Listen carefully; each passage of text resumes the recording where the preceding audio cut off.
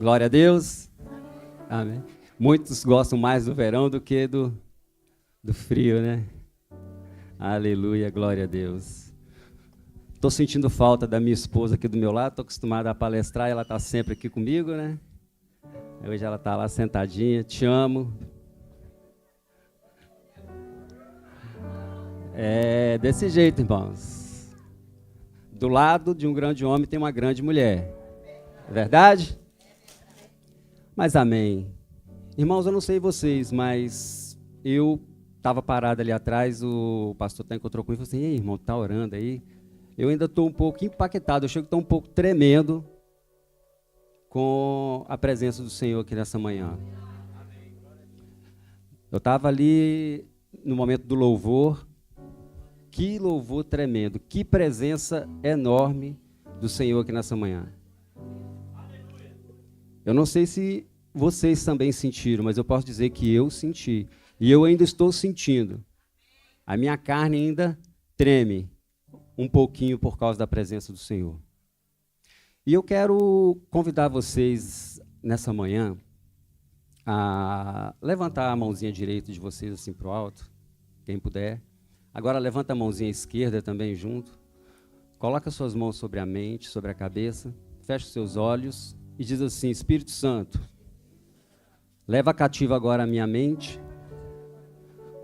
todos os meus problemas, todas as minhas dificuldades, que fiquem lá fora por um instante e me ajude, Pai, agora, a receber um pouquinho de Ti, em nome de Jesus.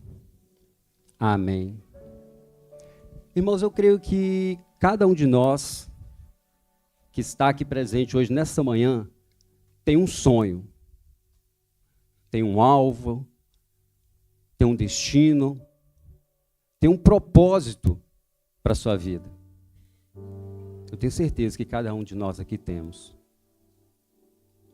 Mas para nós alcançarmos esse sonho, esse objetivo, esse destino, onde nós queremos chegar, onde nós almejamos estar, dá trabalho. Eu não sei o de vocês, eu sei que o meu dá muito trabalho. Dá muito trabalho. E por muitas das vezes, nós queremos realizar esse sonho, esse projeto, esse alvo, esse destino, chegar lá. Mas nós não queremos ter esse trabalho para ajudar. Obrigado, varão. Deus abençoe. Nós não queremos ter esse trabalho para ir em direção a esse propósito, para ir em direção a esse alvo. Até mesmo para realizar as promessas que o Senhor tem nas nossas vidas. Deus, quando nos promete algo, Ele não vira para nós e fala assim: olha, estou te prometendo isso, você vai até lá, e daqui para lá vai ser linha reta o tempo inteiro, não vai ter curva, não vai ter buracos, não vai ter muros, não vai ter dificuldades. Ele fala assim: ó, aqui está a promessa. Agora trabalha para alcançar ela também. Porque nós também temos que fazer a nossa parte. E falando de propósito, não sei se vocês têm notado que desde o início do ano, Deus colocou um propósito no coração do nosso pastor, através da leitura do livro sobre a igreja simples, que eu creio que daqui a pouco toda a igreja já vai ter lido esse livro. E Deus colocou esse propósito no coração dele, e ele tem trabalhado para que esse propósito venha se estabelecer o mais rápido possível.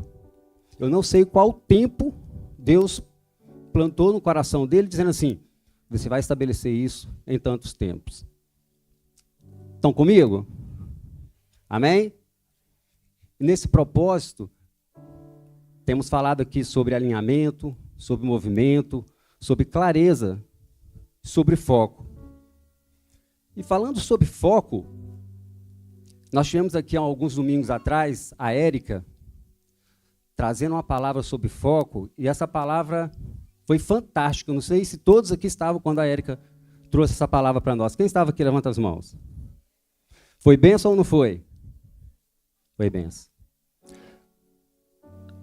Passando, a Érica teve aqui uma mulher maravilhosa, não sei se vocês estavam aqui também, né? A mulher mais linda dessa igreja, não sei porque vocês estão rindo, mas tudo bem. A mulher mais linda desse mundo, e ela falou sobre crenças limitantes, crenças que nos limitam, que nos paralisam. E dentro dessas duas palavras, da Érica, da minha esposa, houve muito confronto, até mesmo dentro de mim, eu creio que dentro de vocês, a respeito sobre identidade, que foi o que a Érica mais falou naquele dia, e que me chamou muita atenção quando foi a respeito de João Batista. João Batista tinha uma identidade, ele sabia quem ele era, o percussor do Messias, a voz do que clamava no deserto, mas ele não era o Messias. Tanto que quando Jesus chegou para ser batizado, ele falou assim, olha, não sou digno nem de desatar suas alparcas, vou batizar sim, batiza. E João Batista virou para os seus discípulos, que ele também tinha, e falou assim, olha, tá vendo esse aí? É isso aí que eu tenho falado. Vai, é com eles que vocês têm que andar a partir de agora. Ele tinha identidade. Diga comigo assim, identidade.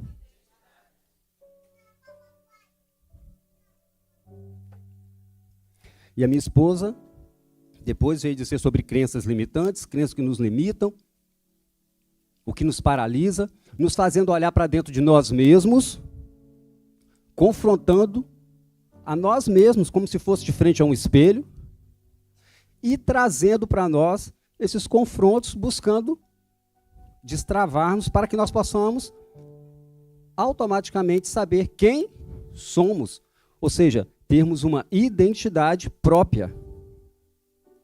Eu tenho 3 filhos, todos sabem, cada um tem um temperamento, cada um tem um traço de caráter, cada um tem sua personalidade, mas todos saíram de mim e da Adri. Cada um tem a sua identidade. Então nós temos que buscar trabalhar essas crenças que nos limitam, dia após dia. E quando foi essa semana, eu estava orando, e eu ouvi essa frase, quem gosta de anotar, anote aí, não é minha, não sei de quem é, me impactou quando eu estava ouvindo uma pregação, e eu anotei para compartilhar com vocês. Diz assim essa frase: tudo o que você quer matar na vida de alguém, é só você não ensinar a ela. De novo, tudo que você quer matar na vida de alguém, é só você não ensinar a ela. Um bebê nasce e você começa a ensiná-lo a andar, a caminhar, engatinhar, o beabá, a falar, mamãe, papai. Você tem que ensinar, porque se você não ensinar, ela não vai a... Então, se você quer matar algo dentro de uma pessoa, não ensine a ela. Não ensine a ela. E Romanos 12, versículo 2, diz assim: e não sejais conformados com este mundo, mas sede transformado pela renovação da vossa, para que experimenteis qual seja boa, agradável e perfeita. Boa primeiro, agradável depois e depois a perfeita. Nós nos confundimos com isso, porque nós queremos primeiro a perfeição, tá? Nós queremos primeiro a perfeição, para depois que seja agradável. Mas para antes de atingirmos essa perfeição, nós temos que saber se está sendo agradável aos pés do Senhor. E eu gostaria de fazer 3 perguntinhas para vocês. Vocês sabem quem são vocês? Você sabe quem você é? Na presença do Senhor, dentro da sua casa. Quem é você? Você tem uma identidade? A outra perguntinha é: O que te limita a chegar a essa identificação, ou a essa identidade, ou a saber quem você é? Tem um ditado que eu não gosto muito de dizer, mas assim, diga-me com quem andas, e eu direi quem tu és. Não gosto, porque eu não posso ser aquilo que a minha esposa é. Eu não posso ser o que o meu filho é. O meu filho não pode ser o que eu sou. Ele pode pegar, sim, características, porque isso é ciência, fala, que nós pegamos a característica das 5 principais pessoas que nos cercam, que nós nos envolvemos no cotidiano. Pega as principais pessoas, analise isso depois em casa. Pega as 5 principais pessoas que vocês convivem durante a semana, durante o mês, durante o ano. Analise aquelas pessoas, não é fácil fazer isso, mas analise e vê se os seus comportamentos não estão sendo de alguma dessas pessoas. Porque é muito fácil nós copiarmos do que nós gerarmos. As mães aqui dizem, 9 meses. Como é difícil gerar, não é fácil só fecundou ou nasceu. Não. É vômitos, é dores de cabeça, é dores nas costas. É fácil gerar, mães? É? E pais, é fácil? Ah, é? Tem alguns... Ai, tá certo. Então, você sabe quem você é? Você sabe o que te limita? E você está preparado para renovar sua mente, para que você possa saber quem você é, identificar o que te limita, para que você possa ir em direção ao seu propósito?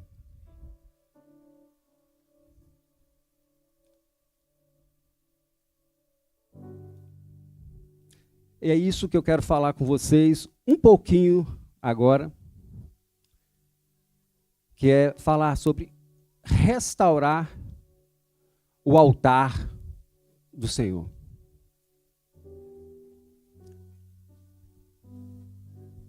O que é o altar? Alguém aqui sabe me dizer? O que é o altar do Senhor? Nós somos esse altar. Nós somos esse altar. A palavra do Senhor fala, nós lemos lá o Antigo Testamento, que quando a Shekinah do Senhor queria descer, ele descia onde? Ele descia em qualquer lugar? Não, né? A Shekinah descia no Santo dos Santos, e não era qualquer um que podia presenciar a Shekinah do Senhor. Estou certo? E falando sobre restaurar o altar, eu queria convidar vocês a lerem depois em casa, porque é muito grande a história de Elias, lá no livro de 1 Reis, capítulo 17, começa ali. Mas vou falar com vocês aqui, rapidamente, alguns versículos chaves. Então Elias se chegou a todo o povo e disse: até quando cocheareis ou titubeareis entre 2 pensamentos? Se o Senhor é Deus, sigam, se Baal, sigam. Porém o povo nada lhe respondeu. Isso já está lá em 1 Reis 18, 21. Passa um pouquinho, vamos lá no 30, depois vocês podem ler em casa. Vai estar nos slides vai estar ali o 30, não vai estar todos. E no 30 diz assim: então Elias disse a todo o povo: chegai-vos a mim. E todo o povo se achegou a ele e restaurou. Gente, vocês estão dormindo? Vocês estão comigo? E restaurou o altar do Senhor, que estava quer. E Elias tomou 12 pedras, conforme o número das tribos dos filhos de Jacó, a qual veio a palavra do Senhor dizendo: Israel será o seu nome. E com aquelas pedras edificou o altar em nome do Senhor. Depois fez um rego em redor do altar, segundo a largura de 2 medidas de semente. Então armou a lenha, dividiu o bezerro em pedaços e pôs sobre a lenha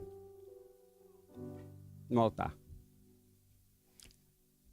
Se nós lermos um pouquinho a história de Elias ali, nós vamos ver que Elias obedeceu uma ordem do Senhor, Deus chamou Elias e falou com Elias assim: Elias, vai até Acabe, diz para ele que não chove mais em Israel. Diz para ele que nenhuma gota de orvalho vai descer sobre a terra de Israel. Depois leem lá, talvez a versão de vocês seja diferente. Vocês vão ver que Elias vai lá e complementa aquela palavra de assim, segundo a minha palavra. Não é segundo a palavra de Deus, não. Segundo a minha palavra, não chove mais em Israel, não desce uma gota de orvalho, e assim vai. Acabe só fez coisas erradas. De todos os reis que se iniciaram, desde quando Samuel ungiu a Saul, o primeiro rei, Acabe veio seguindo os passos de Jeroboão, que foi o primeiro rei das 10 tribos depois dos reinos divididos. E depois dele seguir aqueles passos, vocês forem ver a história de Jeroboão, vocês vão ver as atrocidades que Jeroboão fez. Com uma diferença. Acabe ainda casou com Jezabel. Meu Deus, que mulher provada, vocês já sabem, né? Acabe casou com Jezabel.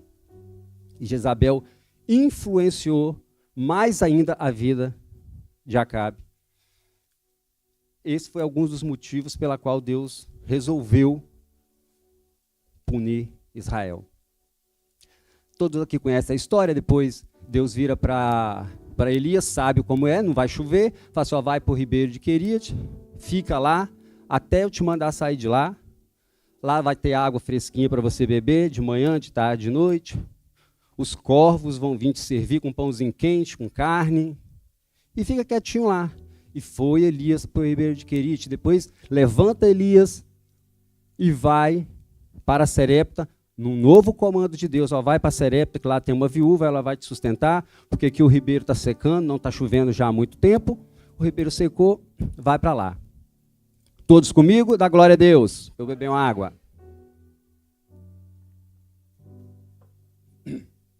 E eu creio que aquela viúva tinha uma intimidade muito grande com Deus.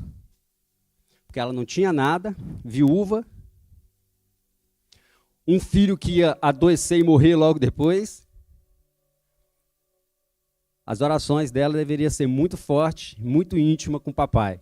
Ela deveria ter uma intimidade muito boa com ele. Para Deus levantar Elias e falar assim, ó, vai para lá, uma viúva vai te sustentar. Ele sabia que a viúva não tinha nada para sustentar Elias, mas a viúva ia sustentar. Por quê? Porque Deus já queria prover para a vida daquela viúva. Nesse caminhar, Elias fica lá um bom tempo, passa-se então mais uns 3 anos, e Deus dá uma nova ordem para Elias, dizendo assim, olha, vai procurar Acabe, fala com Acabe, está lá no verso 18, do capítulo 18, versículo 1, diz assim, sucedeu que depois de muitos dias a palavra do Senhor veio a Elias, no 3º ano, dizendo, vai apresentar-se a Acabe, porque darei chuva sobre a terra. Depois vocês olhem em várias versões, eu ainda não achei uma que vai dizer o que eu vou dizer para vocês aqui agora. Deus falou o quê? Eu darei chuva sobre a terra. Deus não chegou para Elias e falou assim, Elias, vai lá, fala com Acabe, vai ter chuva sobre a terra, e depois você vai, faça um desafio a Acabe, para você provar que eu sou Deus de Israel. Eu ainda não li isso em várias versões da Bíblia que eu já li. Não sei se vocês já leram, mas lá não tem isso. Lá só tem Deus dando a ordem para Elias novamente. Vai lá e fala para Acabe que vai chover. Assim como ele disse, vai lá e diz para Acabe que não vai mais chover no início. Mas Elias se encheu de razão quando Acabe se encontrou com ele, que Acabe já chegou para ele, se vocês forem depois verem essa passagem em casa, vocês vão ver que Acabe já chega para Elias falando assim, você que é o perturbador de Israel, Deus, naquele momento lá, eu acho que enche Elias, aí Elias fala assim, olha, perturbador é você, profano é você, que levantou altar para Baal, edificou um templo, uma casa para Baal, está seguindo os passos de Jeroboão desde que você nasceu, casou com Jezabel, que trouxe mais ainda os profetas de Acera para dentro de Israel. Você que é o profanador, então o negócio é o seguinte, presta atenção, vamos fazer o seguinte, reúne todo o povo lá perante o Monte Carmelo, e hoje nós vamos saber quem é Deus em Israel. Eu não li ainda dentro da Bíblia nenhum momento, nenhuma passagem que diz que Deus mandou Elias fazer isso. Mas Elias fez. E vocês sabem por que Elias fez esse desafio a Acabe ali? Porque ele sabia quem ele era. Ele tinha identidade. Ele sabia que ele era um profeta. Ele sabia quem ele era, tanto ali na terra como homem, como no céu, quando ele abria a boca, quando ele se ajoelhava, quando ele se dobrava no seu quarto, entre quatro paredes, quando ele estava na escola, quando ele estava no trabalho, quando ele estava sozinho, nas telinhas, ele sabia quem ele era. Ele tinha identidade. Elias sabia também o que limitava ele. Tanto ele sabia quais eram os seus limites, que Elias não é bobo nem nada, falou assim, traz lá os bezerros. 2, eles partem o deles, e eu vou preparar o meu.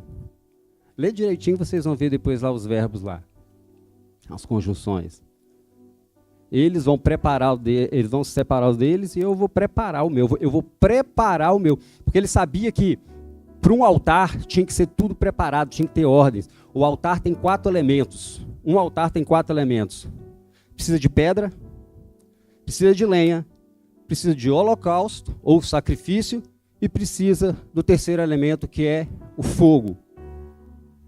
Para que o altar esteja apto a ser um altar. Como está o seu altar hoje? As pedras desse altar podem representar as nossas vidas, o nosso ser. É a base. A base do altar são as pedras. E não poderia ser quaisquer pedras.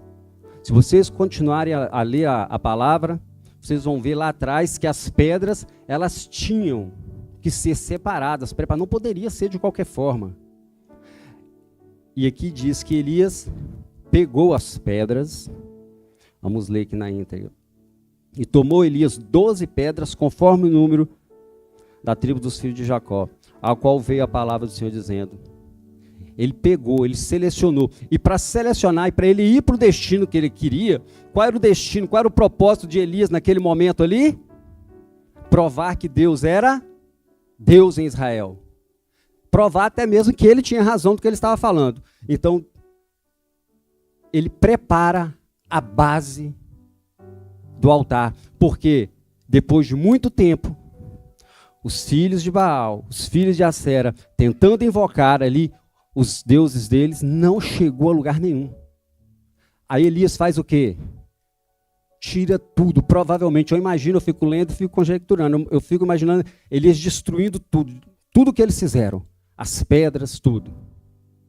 Ele vai lá selecionar as pedras, e para isso, nós precisamos de, o tempo está passando, nós precisamos de 3 coisas principais para restaurar o nosso altar. Nós precisamos de tempo investido, nós precisamos de tempo envolvido ou tempo dedicado. E Elias, para restaurar aquele altar, ele investiu tempo. Ele investiu tempo separando aquelas pedras, preparando aquelas pedras, buscando a melhor para colocar sobre o altar, que representasse cada um das tribos de Israel, que não era qualquer um. das tribos de Jacó. Ele gastou ali tempo, ele investiu tempo naquilo. E o que você está investindo na sua vida hoje para que o seu altar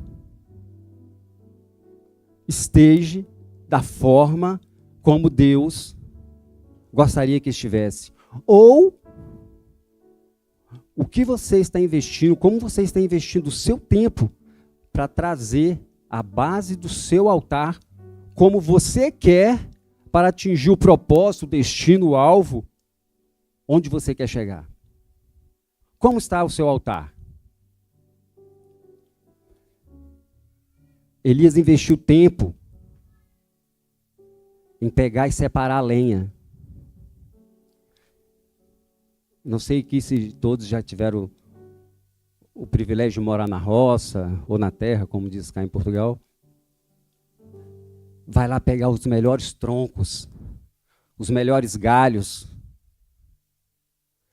para que o fogo pegue e não apague. Não é qualquer galho, não é qualquer... Elias gastou tempo e diz lá, ele arrumou a lenha. Ele investiu tempo arrumando a lenha. E essa lenha, como as pedras representam as nossas vidas, essa lenha representa o tempo de investimento e de envolvimento que nós temos com a oração, com a palavra, com o jejum. A sua base está arrumada, está pronta para receber a oração, para oferecer um culto racional, para um jejum, para a leitura da palavra. Como você tem dedicado o seu tempo? Você tem investido tempo em oração? Você tem se envolvido em oração?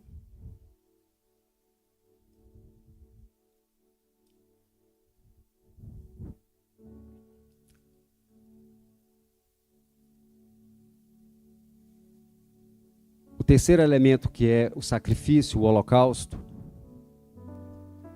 Você tem investido tempo. Você tem se envolvido verdadeiramente em se sacrificar. Sacrificar o seu eu,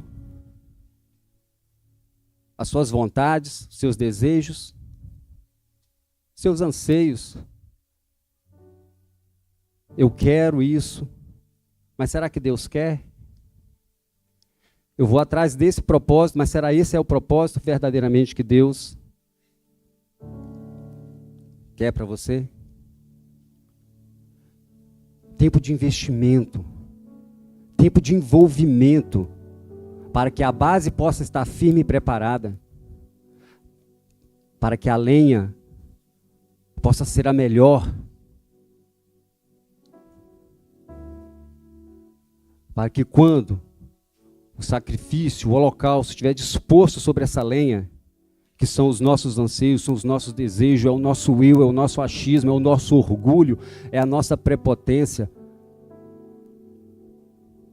estiver ali em cima, venha então o quarto elemento, que é o fogo,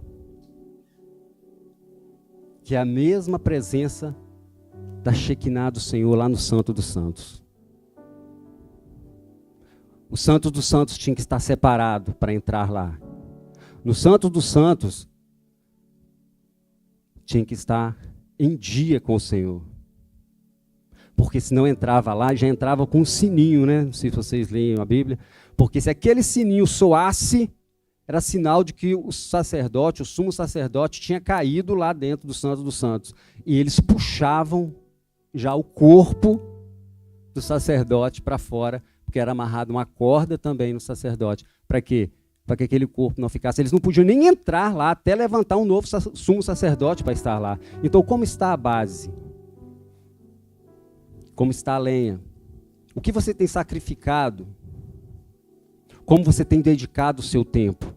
Como você tem envolvido o seu tempo? Como você tem investido o seu tempo para você chegar ao seu propósito? E nós não temos tempo muito passa num piscar de olhos. Já tem 31 minutos que eu estou falando com vocês aqui. E eu tive que correr um pouco aqui, mesmo com essa calmaria toda minha. O tempo passa muito rápido. E nós não temos mais tempo para errar. Nós não temos tempo para errar. Nós não temos tempo a todo instante para consertar os nossos erros. Nós não temos tempo a cada minuto que passa, erramos aqui, eu errei, eu pequei, depois eu peço perdão e está tudo bem. Está tudo bem, Deus vai perdoar. Mas será que você vai ter mesmo tempo para pedir perdão? O tempo passa assim, é muito rápido. E como você tem usado o seu tempo, porque do jeito que você usa o seu tempo para investir no seu propósito, para se envolver no seu propósito e para se dedicar ao seu propósito, vai dizer como você vai chegar no seu propósito, quando você vai chegar no seu propósito e se você vai chegar no seu propósito. E tudo isso para voltarmos lá no início. Renovação da nossa mente. Quem é você? O que te limita? O que está te limitando hoje a restaurar o seu altar? Se o louvor quiser subir, pode ficar à vontade. O que está te limitando hoje? Elias sabia quem ele era. E você sabe quem você é? Elias sabia o seu propósito e você sabe qual é o seu? É verdadeiramente o seu, ligado com o do Senhor, ou é só o seu? Elias tinha uma identidade. Elias sabia para onde ele ia. Elias sabia por que ele estava indo. Eu não sei quanto a vocês, mas eu quero, nesse momento, não vou fazer o convite, porque um convite às vezes parece ser para festas. A maioria dos convites são para festas. Eu quero desafiar vocês, assim como Elias fez. Assim como Elias fez com Acabe, eu quero desafiar 2 grupos de pessoas que estão aqui nessa manhã. É desafio mesmo, porque desafio dá trabalho. Assim como restaurar o seu altar dá trabalho. Não é fácil chegar cansado, tomar um banho e de repente pegar a palavra, se dedicar um tempo à palavra. Não é fácil levantar de manhã mais cedo, meia hora, 1 hora, e pegar a palavra, orar, jejuar. Mas tem que ter dedicação, tem que ter envolvimento e tem que ter investimento para você chegar ao seu propósito. Porque senão, ou não chega no propósito, ou chega tarde demais. E nós não temos mais tempo para perder. Jesus está às portas, igreja. Jesus está às portas. E como está o altar de vocês? Então eu quero desafiar 2 grupos de pessoas aqui nessa manhã. O primeiro grupo é aqueles que estão afastados do caminho do Senhor. Aqueles que já estiveram na presença do Santo dos Santos. Aqueles que um dia já estiveram com as suas bases, com a sua lenha, com o seu holocausto sobre o altar, oferecendo como incenso suave e agradável ao Senhor. E esse fogo não pode se apagar. A palavra fala que tinha que ser renovado todas as manhãs. E dá trabalho. Dá trabalho. O altar tem que ser limpo para colocar uma nova madeira. Tem que ser limpo para colocar um novo sacrifício. E isso é todas as manhãs. Dá trabalho investir, dá trabalho se envolver e dá trabalho dedicar. mas nós queremos chegar ao nosso propósito, mas nós não queremos nos dedicar, nós não queremos nos envolver, nós não queremos investir no nosso propósito, mas nós queremos chegar lá. Nós queremos ir para o céu, nós queremos ir reinar com o Senhor, nós queremos ir fazer parte daquela mesa maravilhosa onde vamos ser servidos pelo Senhor, mas nós não queremos nos esforçar aqui em dedicar tempo, em se envolver com o nosso tempo. O tempo passa rápido. Será que o seu tempo já está chegando? Como está o seu altar? Então eu quero desafiar quem está afastado dos caminhos do Senhor, ou quem ainda não conhece a esse Rei, a esse Salvador que um dia morreu na cruz do Calvário por nós, que ofereceu a sua vida, lá naquele altar de sacrifício que foi o Gólgota, onde Ele mesmo foi o sacrifício vivo. Eu quero desafiar a esse grupo de pessoas que ainda não conhece a esse Salvador, esse Jesus Cristo, a se levantar e vir aqui à frente para que nós possamos estar orando por vocês. Eu quero desafiar, não é um convite, é um desafio.